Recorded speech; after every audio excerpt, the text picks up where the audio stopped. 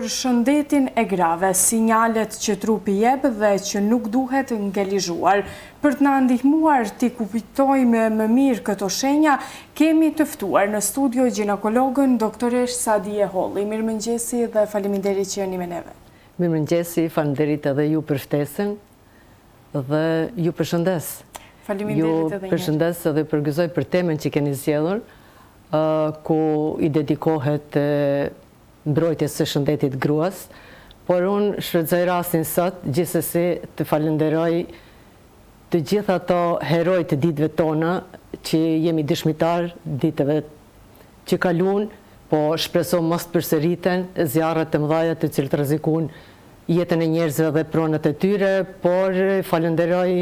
gjithsesi ato që ishin heroj të këtyre ditëve, që nuk kursyn as jetën e vetë për të mbrojtë jetën e dikujt tjetër dhe pronën e dikujt tjetër. Ata janë pra ekipet e mbrojtjes dhe shpëtimit në krye me zjarrfiksit, të gjithë, por dhe të gjithë ato që u bashkangjitën pra dhe i përgëzoj për punën e tyre heroike.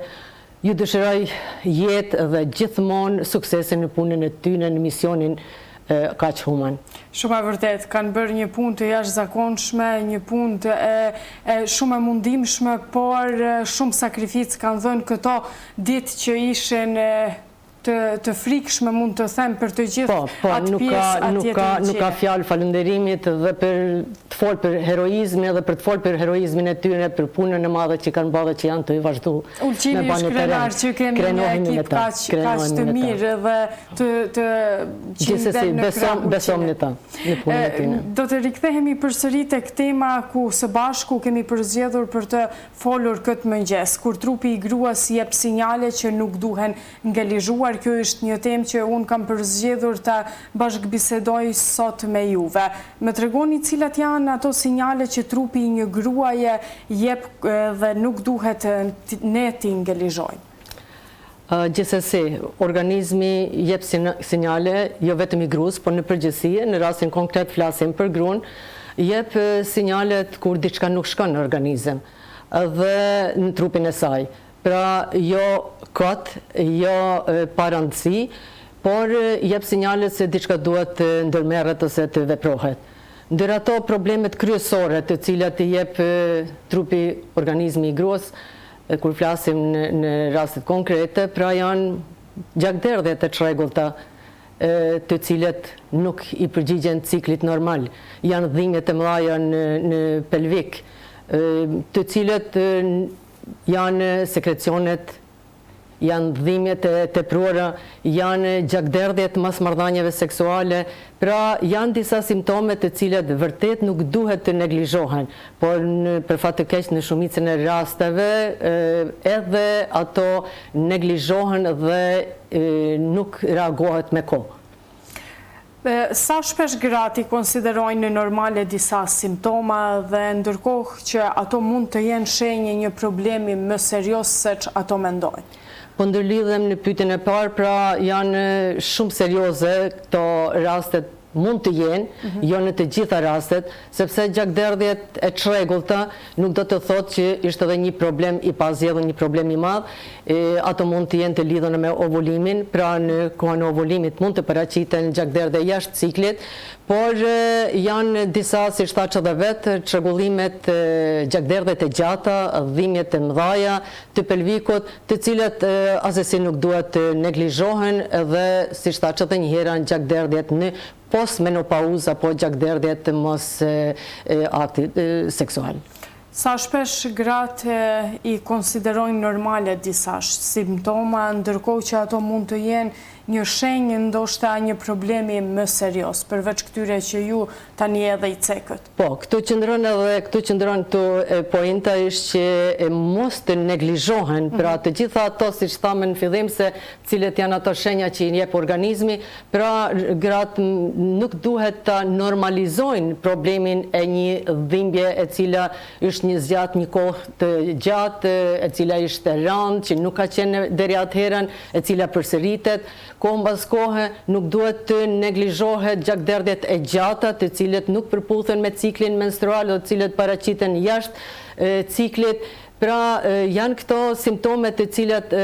vërtet nuk duhet të neglizhohet dhe në gruaja nuk duhet të mësohet me atë se ndoshta po kalon, ndoshta kjo dhimbje po kalon, megjithëse nuk është të thanur se çdo dhimbje që paraqitet në pelvik, pra në pjesën e poshtme të abdomenit, është e lidhur me probleme ginekologjike. Meqense ato mund të jenë të lidhur edhe me problemet e traktit urinar, mund të jenë të lidhur me problemet e traktit trec, por gjithsesi diçka çka përsëritet, diçka që zgjatën që deri atëherën gruaja nuk ka qenë mësuar, ajo nuk duhet të mësohet. Nuk duhet të mësohet të durojë dhimbjen, nuk duhet të mësohet të presin që të zgjasin gjakderdhjet, sepse jemi dëshmitar, pra me punën tonë në repartin e ginekologjisë, jemi dëshmitar të rasteve ku gratë vinë me një vonesë shumë të madhe dhe thonë që doktoresh, unë jam të gjakderdh që një muaj ditë ose edhe më gjatë. Çka vërtet është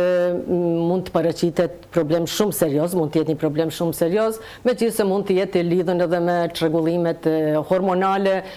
por në përgjithësi pra duhet mos neglizhohet dhe duhet të trajtohet, të shihet ku qëndron problemi. Kur sekrecionet vaginale konsiderohen në normale dhe kur duhet kërkohet ndihmë ke mjeku? Po sekrecionet vaginale ato janë normale, por janë normale në kuadër të formës si duhen të jenë. Pra ato duhet të jenë të tejdukshme, duhet të jenë jo në të tepruara, nuk duhet të shkaktojnë djegje, nuk duhet të shkaktojnë krurje, nuk duhet të kenë erë. Pra në të gjitha rastet kur sekrecionet ndryshojnë prej kësaj çka fola, pra nuk e kanë formën edhe normale, rrjedhje normale, në rastet e tepruara, në rastet kur sekrecionet zgjasin një kohë shumë të gjatë, kur ato shkaktojnë djegje, kur shkaktojnë krurje, kur kanë erën e cila nuk është e durueshme, domethënë në të gjitha ato raste duhet të kërkohet ndihmë, sepse me siguri që në pyetje është shkaktar një infekcion. Sa i përket menstruacioneve, a mund të jenë menstruacionet shumë të dhimbshme, shenje një sëmundjeje që kërkon ndoshta trajtim? Gjithsesi, mund të jetë, por siç thamë edhe në pyetjet e mëparshme, gruaja nuk duhet të mësohet me menstruacione të dhimbshme. Çdo gjë që dhem nuk është normale. Pra ato nuk duhet të dhemen, sepse ka raste kur gratë kanë dhimbje aq të mëdha, saqë ato nuk janë të afta për jetën e për të funksionojnë, të bëjnë punë të përditshme, të studiojnë. Pra në të gjitha këto raste ato nuk duhet të mësohen të durojnë dhimbat, por gjithsesi të kërkojnë ndihmën e mjekut, të rastin konkret ginekologut, që të anashkalohen problemet të cilat mund të shkaktojnë ato dhimbje aq të mëdha, që mund të jenë sëmundja endometriozes, mund të jenë miome të ndryshme, mund të jenë polipet, mund të jenë cistet ovariale, të cilat mund të detektohen, pra të vrehen vetëm gjatë kontrollës ginekologjike në rastin konkret me ultrazam. Sa rëndësishme është të mos presim që simptomat të zhduken vetë? Po është shumë e rëndësishme që të mos të pritet, siç thatë edhe ju, të mos e neglizhohet, sepse kontrollat e rregullta është diagnoza më e mirë, diagnoza që jep shërim, që kemi kohë pra të veprom dhe në disa raste të shpëtojmë jetë. Në qoftë se neglizhohet, në qoftë se kalon një kohë gjatë për problemit të cilës nuk i jepet vëmendje, po atëherë normalisht që problemet mund të shndrohen në të vështirë të zgjedhura dhe sa më vonë që të vehet diagnoza, aq më vonë pra veprohet, aq më e vështirë mund të jetë edhe shërimi dhe gjithsesi parandalimi është ajo më e rëndësishmja që shpëton jetë. Dhe në rastet konkrete pra kontrollet e rregullta ginekologjike parandalojnë ose zbulojnë problemet të cilat janë neglizhuar deri në ato momente, ose pra parandalojnë problemet që mund të ndodhin. E ato janë në rastet konkrete përcjellja e depistimit të hapeve human papillomavirusit, pra kontrollat testimi i qafës së mitrës në human papillomavirus dhe papa testi i cili bëhet pra rregullisht në çdo vit dhe kontrollat i preferohet të jenë të rregullta ginekologjike, megjithëse ato nuk mund të them që të përfshihen të gjitha gratë njëjt në kontrolla, sepse ato mund të jenë të nevojshme edhe më herët, më shpesh të bëhen, dhe kreta janë varet prej historisë pra të pacientës dhe problemet të më hershme ginekologjike të cilat kërkojnë kontrolla dhe më të shpeshta. Cilat janë ato kontrolle ginekologjike që çdo grua duhet t'i bëj edhe kur e ndjen veten mirë? Këtu qëndron poenta, pra që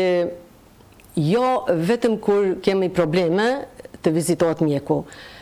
Parandalimi bëhet në kontrollat e rregullta edhe kur je mirë. Dhe ne jemi shumë të gëzuar si mjekës, si ginekolog, kur nga një pacient ndëgjojmë dhe pyesim se çka është problemi, pse ka ardhur mjeku, ajo thotë doktoresh valla ka marrë për qef.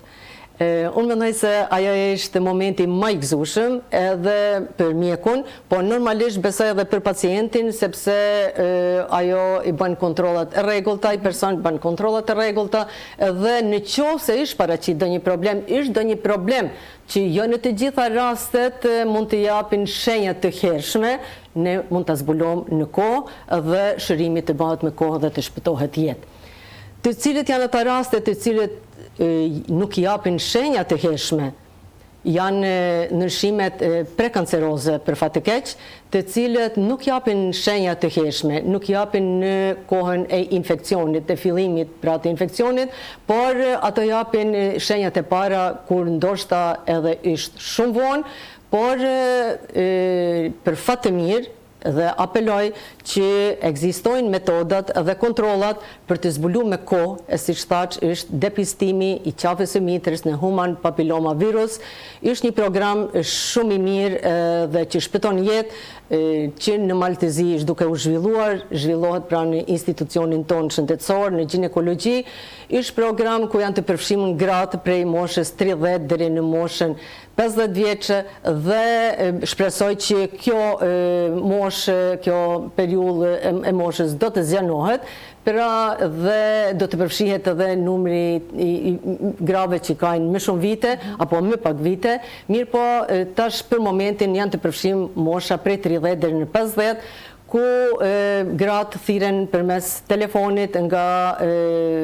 reparti i ginekologjisë dhe ato pra ju caktohet termini dhe lajmërohen që janë në program të vinë dhe të depistohen. Apeloj që kur mos ta neglizhojnë këtë thirrje, apeloj që edhe nëse kanë me pa u thirrë dhe janë në këtë moshën prej 30 deri në 50 vjet, pa marrë parasysh se nuk janë thirrë nga institucioni për shkaqe të ndryshme, ndoshta se është problem me numrat e telefonave, është problem me adresat si të mbrihet e disa persona, është problem me persona që nuk jetojnë ndoshta për momentin këto dhe jetojnë jashtë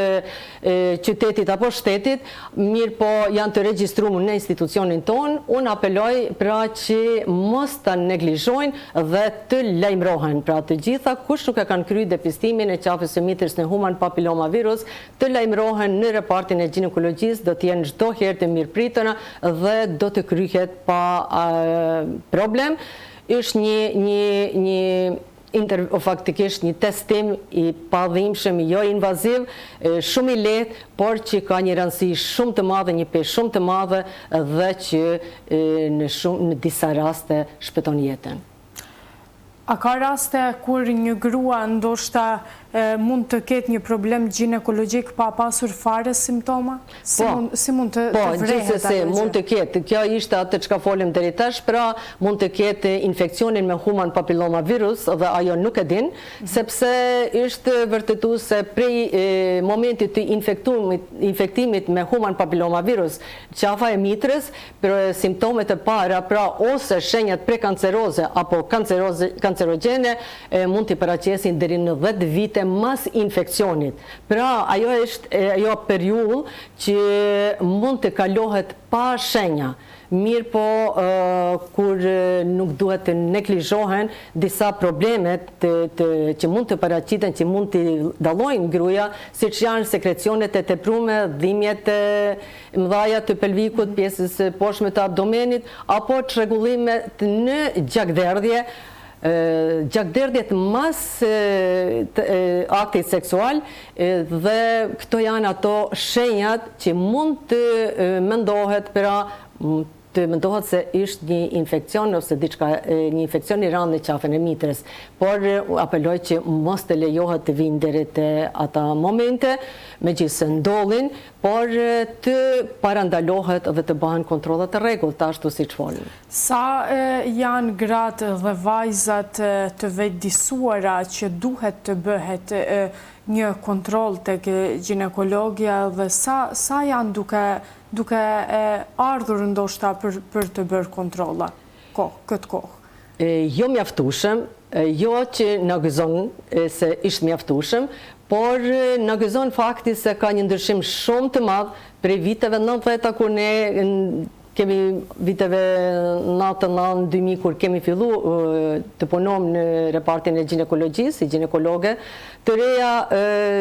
ka një ndryshim shumë të madh në vetëdijsimin e popullatës, pra të grave, të vajzave, po në përgjithësi të familjes, sepse familja është ajo kryesorja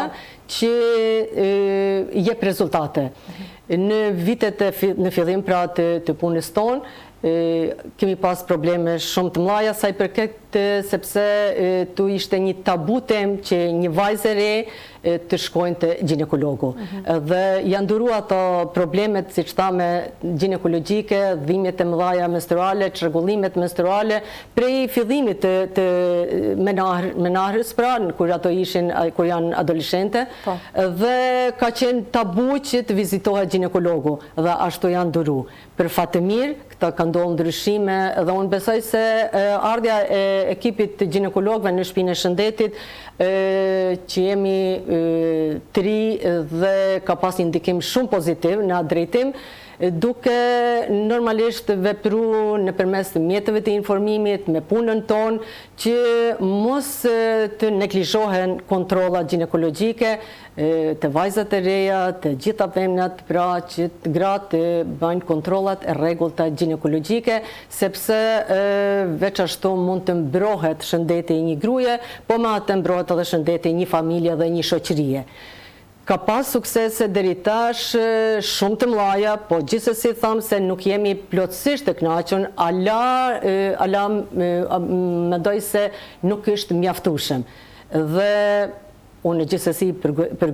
përgëzoj ata familje, ata baballar që vinë me vajzat e tyre që ankohen domethënë në dhimbje të menstruacioneve, që është diçka shumë pozitive dhe një arritje shumë e madhe, sepse me atë pra siç thash mbrohet familja, mbrohet shoqënia. Keni pasur ndoshta raste që vajzat apo gratë nga neglizhenca e pa dije ndoshta që kanë arritur në një pjesë apo në një rast që ato nuk e kanë të dëshirueshëm? Gjithsesi ato raste mendoj edhe kur është vetëdijsimi më i lartë dhe kur nuk ekziston ndoshta neglizhenca, vjen dhe zbulon disa probleme që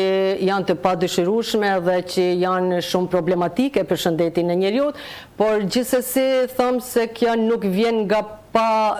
vetëdijsimi, por më shumë ndoshta nga neglizhenca, se siç thamë edhe më herët, ndoshta pa kalon, ndoshta nuk është diçka problem, ose friga se çka po më thot mjeku. Kjo është problematik shumë e madhe se pacientët në shumicën e rasteve kur zbulon një problem pra të trakti gjenital të gratë, atëherën ajo thot, po doktoresh, unë gjithmonë kam pas frikë me ardh te ginekologu se çka po më thot. Ose nuk kam qenë doktoresh te ginekologu që kam lind djalin para 20 viteve. Ose doktoresh e kam spiralen pra në dhumën që 15 vite ose 20 vite. Pra janë vërtet raste që nuk duhet të ndodhin dhe nuk duhen të kenë frikë nga kontrollat, pra se vetëm në atë mënyrë me kontrollat të rregullta duhet veti, ruhet shëndeti dhe ruhet familja. Doktoresh, unë ju falenderoj që ishit pjesë e emisionit të mëngjesit. Faleminderit për të gjitha këto këshilla dhe këtë bisedë kaq të frytshme për të gjithë gratë dhe vajzat që na kanë dëgjuar këtë mëngjes. Faleminderit edhe një herë që ishit me neve. Faleminderit, përshëndetje për të gjithë dëgjuesit.